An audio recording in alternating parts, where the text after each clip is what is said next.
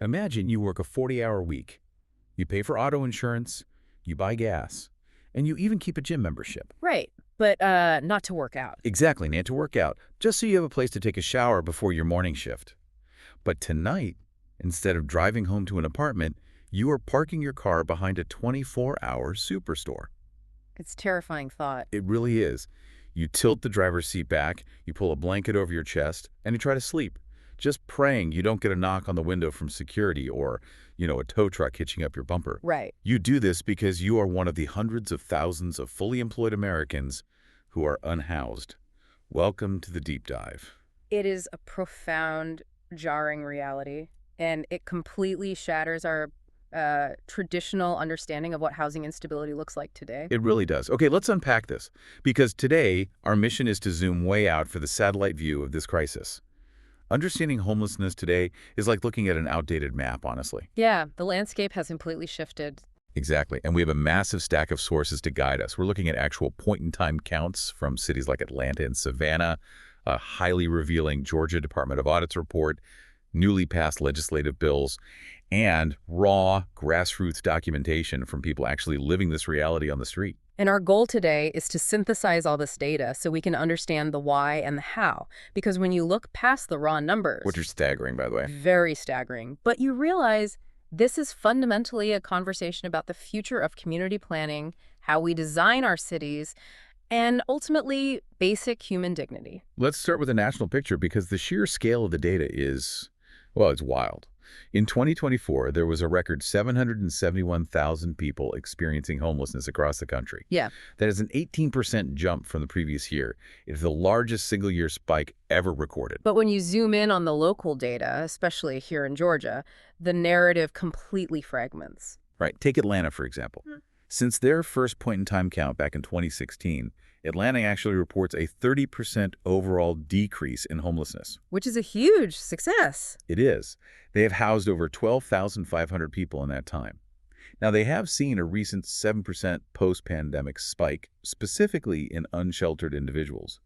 But the long-term trend line is way down. Yeah, the localized data paints a vastly different picture of what targeted interventions can achieve. Meanwhile, you look down the coast at Chatham County and Savannah, and they are reporting a massive 62% decrease in unsheltered homelessness since 2023. Wow. And an 83% reduction in encampments. So I have to ask, if Savannah is seeing an 83% drop in encampments, why is the national average spiking by 18%? Are these local safety nets actually succeeding, or is this just a matter of cities counting things differently? Well, it's a combination of both. But if we connect this to the bigger picture, to really understand the contradiction, we first have to look at the methodology of those point-in-time, or PIT, counts. Okay, lay it out for us. So a point-in-time count is exactly what it sounds like. It's a snapshot. Communities typically send out volunteers on a single night in January to physically count the number of people sleeping outside, in tents, or in shelters. Wait, so they are just visually scanning the streets on a random, usually freezing cold, Tuesday in January? Precisely. And because of that methodology, it inherently undercounts the population. Because people are hiding. Exactly. It captures the most visible part of the crisis, the encampments and the shelters, but it completely misses the people who are actively hiding to stay safe. That makes a lot of sense. But to answer your question about why local efforts in places like Atlanta and Savannah are succeeding despite the national trend, we have to look at a metric called system utilization. It measures what type of help people are actually willing to accept. Okay, let's look at those numbers. The Atlanta data shows that rapid rehousing programs, especially the ones targeted at veterans, are sitting at 100% utilization. Right. And permanent supportive housing is operating between 84 and 91% capacity. And before we move past that, we should probably define the functional difference between those two systems because they serve very different needs. Please do. Because to a layman, rapid rehousing and permanent supportive housing just sound like two different bureaucratic names for the exact same apartment. Oh, they are structurally very different. So rapid rehousing is essentially a short-term financial bridge. Okay. Let's say someone loses their job, gets evicted, and just needs a quick intervention. Rapid rehousing provides temporary rental assistance and covers move-in costs, like a security deposit, to help them quickly get back on their feet and sign a lease in their own name. Gotcha. So it's temporary. Right. Permanent supportive housing, on the other hand, is a long-term intervention designed for individuals with chronic vulnerabilities. Like what? Maybe they have a severe physical disability or a chronic mental health condition. It pairs a permanent, highly subsidized home with intensive on-site medical and social services. Got it. So rapid rehousing is the bridge back to independence, and permanent supportive housing is a highly supportive long-term safety net. Exactly. And both of those structural solutions are operating at near maximum capacity. I mean, people are clearly taking the help when it actually looks like a real home. Exactly. But here's the critical data point. Emergency shelters. They're hovering much lower, around 67 to 77% utilization. That is wild. There are empty shelter beds sitting there while people are sleeping outside in tents. Yes. And the data from Athens-Clarke County explains the mechanics behind that refusal perfectly. They surveyed their unsheltered population, and a staggering 86.1% of individuals either couldn't access a shelter or explicitly preferred their current situation on the street. 86%. Yeah. You know, if you're listening to this, I know what you might be thinking. It is really easy to hear that someone preferred to sleep outside and assume they just want to live a rule-free life in a tent somewhere. Right, that's the stereotype. But when you look at the sources, you see that these barriers are incredibly practical.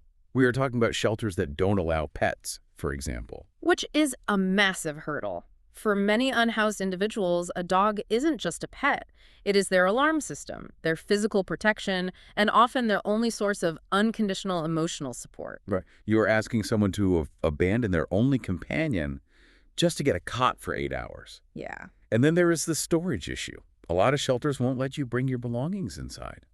Imagine having your entire life, your vital documents, your winter clothes, your family photos, in a shopping cart, and being told you can only bring a small backpack inside. You risk losing everything you own on the street just to sleep indoors for one night. Not to mention the strict curfews. Right, the curfews. Precisely. You are forcing a person into a highly traumatic cost-benefit analysis. The system is offering a conditional, very temporary fix that requires individuals to surrender their autonomy, their safety networks, and their physical possessions. So they just say no. Right. Making the rational choice, many people decline the cot. Okay, so if the shelters are unviable because of these strict rules, where does a person actually sleep tonight? They have to find a loophole in the system, and that loophole is the automobile. Which brings us to arguably the most significant structural shift in the housing crisis over the last decade. Vehicular homelessness is no longer just a phenomenon in expensive coastal cities. The sources track it spreading rapidly across 43 states. Here's where it gets really interesting. The numbers coming out of Los Angeles are especially shocking.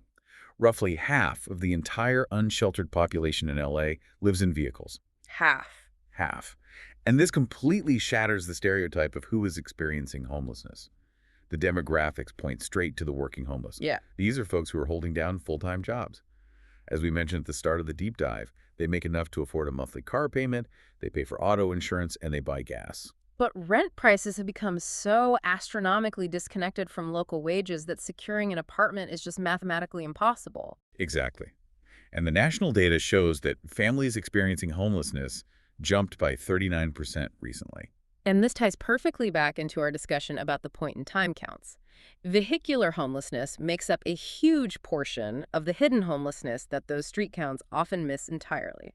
Because they're parked somewhere trying not to be seen. Right. Take Chatham County, for example. In their data, the local school system identified 1,081 students facing housing instability. Over 1,000 kids. Yeah. These are kids waking up and going to math class every day who are doubled up on a friend's couch, living out of a budget motel, or increasingly living in a family car. You know, living in your car is basically like being stuck in a high-stakes, bureaucratic game of musical chairs. That's a good way to put it. It is a financial life raft. It provides a locked door for physical safety. It gives you a place to store your clothes.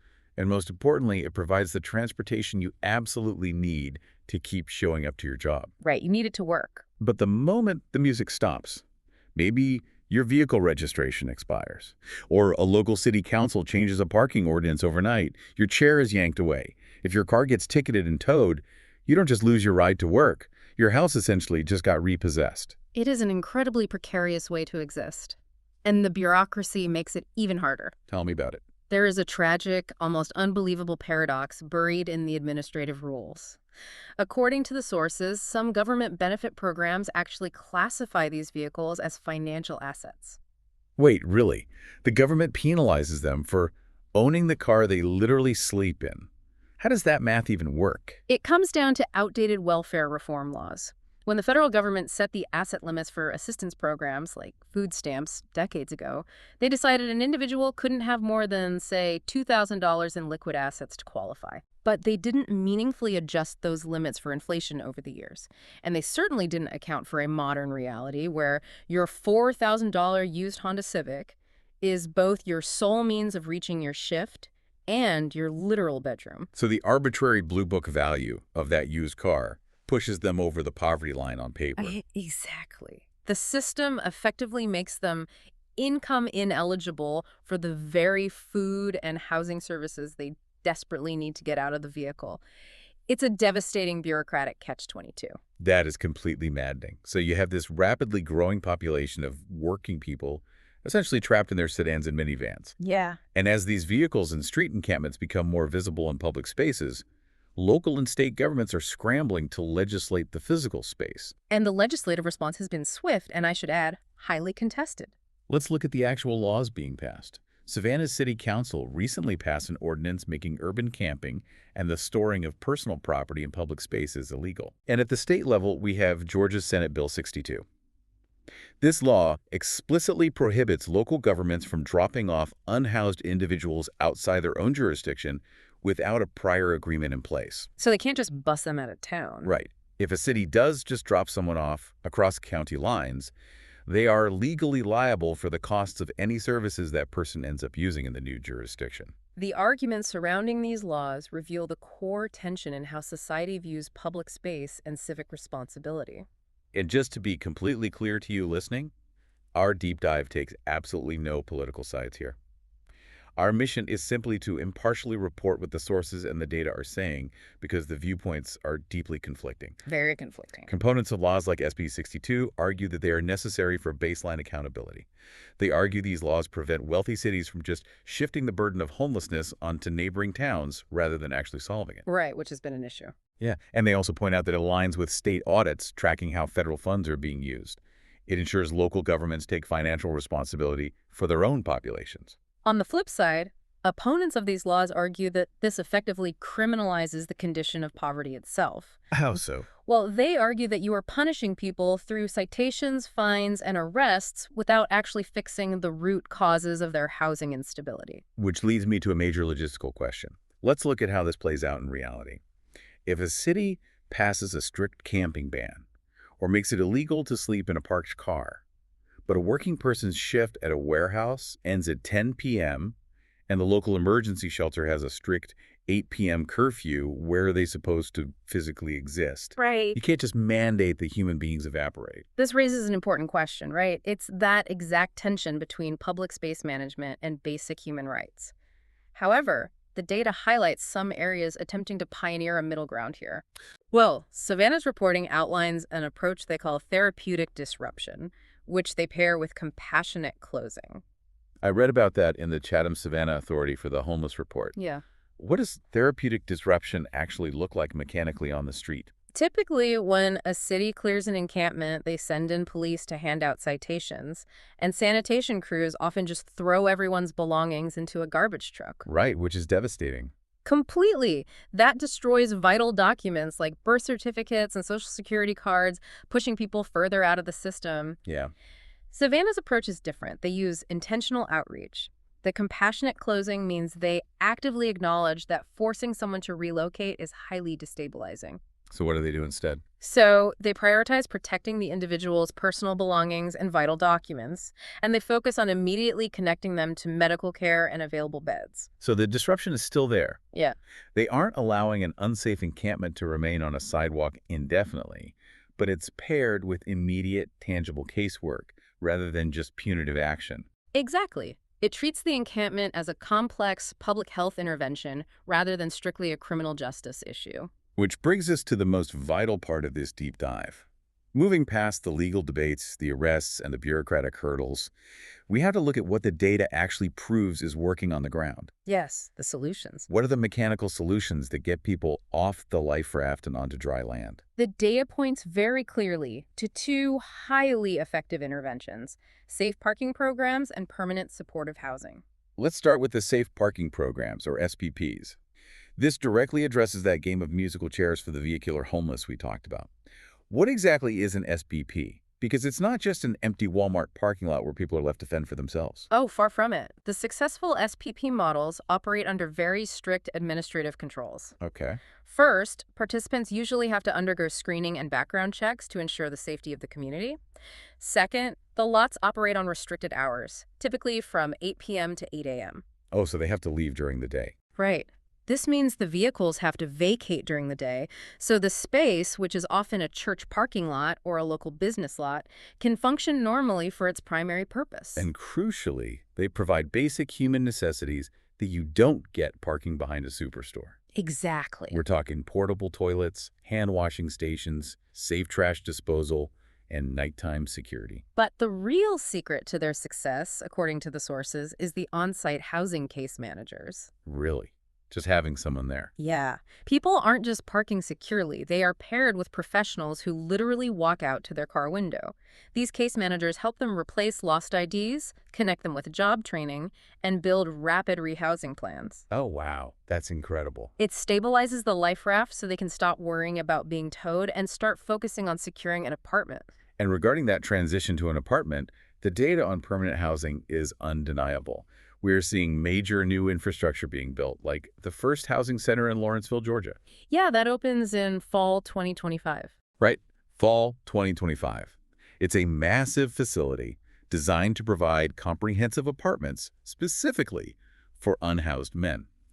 And when you look at Savannah's system performance measures, the results of this model are staggering. They really are. When people are placed in permanent housing, there is a 95% housing retention rate. Only 3% of people return to homelessness. It is a profoundly effective model. So if you're listening to this and wondering, wait, if permanent housing works 95% of the time, why on earth aren't we just building more of it? Why is it so hard to scale up a solution that clearly cures the problem? Well, for the answer to that, we have to look closely at the financials in the Georgia Department of Audit's report. The entire funding structure is fundamentally misaligned. How so? Between 2018 and 2022, there was $76 million in federal funds made available for homelessness programs in Georgia, and the service providers did their part.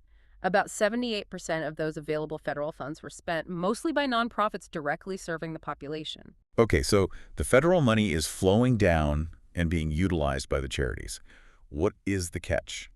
The audit revealed that most local governments surveyed reported spending absolutely none of their own local general funds on homelessness programs. None. Zero. So local municipalities are effectively refusing to pay for the medicine, even though we know exactly what the cure is. Right. It means the entire system is completely reliant on federal emergency grants, which, ebb and flow with different administrations, rather than local communities investing their own local tax dollars into permanent supportive housing. Exactly. The solution requires a total paradigm shift. We cannot rely purely on federal grants to fix local zoning and housing shortages. Ending this crisis requires sustained structural investments at the city and county level to build affordable and permanent supportive housing. Okay, let's take a breath and trace the path we took today. We covered a lot. We really did. We started by looking at the blind spots of those point-in-time counts and the reality of why people rationally avoid emergency shelters. We saw how strict shelter rules push the working class into the precarious life raft of vehicular homelessness, only to get caught in the bureaucratic nightmare of asset limits. A literal catch-22. Right. We explored the fierce legal battles over who has the right to occupy public space, and finally, we looked at the undeniable, data-backed success of safe parking programs and the 95% retention rate of permanent housing. It is a massive amount of systemic data to process, and it forces us to deeply rethink how our society is structured. Which leaves me with a final thought for you to consider tonight. Let's hear it. As you drive past a rest stop or a 24-hour gym tomorrow, think about this. We might be looking at a permanent shift in the American working class. Oh, wow. If housing prices continue to drastically outscale local wages, our city grids, our parking lots, and our zoning laws aren't just going to need a temporary Band-Aid. We might have to architect an entirely new version of the American neighborhood, one that has four wheels instead of a concrete foundation. That is an intense and honestly very plausible reality to consider. And if you want to understand that reality from someone who lived it from the inside out, Yeah. there's one last thing we need to share with you. Yes, definitely. Our deep dive today pulled heavily from an incredible grassroots resource called the Perfectly Homeless Project. It was created by Stephen Ferry. His work is amazing. It is. Stephen actually built this 50-state documentation platform and his podcast while he was recovering from open-heart surgery, living in his vehicle. Talk about resilience. Seriously, it is a profoundly honest, boots-on-the-ground look at survival outside traditional systems. It provides the vital human context to all the systemic data we've discussed today. It does. So we highly encourage you to support this grassroots work. Go visit perfectlyhomeless.com. You can check out the podcast, pick up a t-shirt, grab a really cozy hoodie, or even just buy Stephen a cup of coffee to support his vital reporting from the road. That's perfectlyhomeless.com. Exactly. Thank you so much for joining us on this deep dive. Keep questioning the world around you.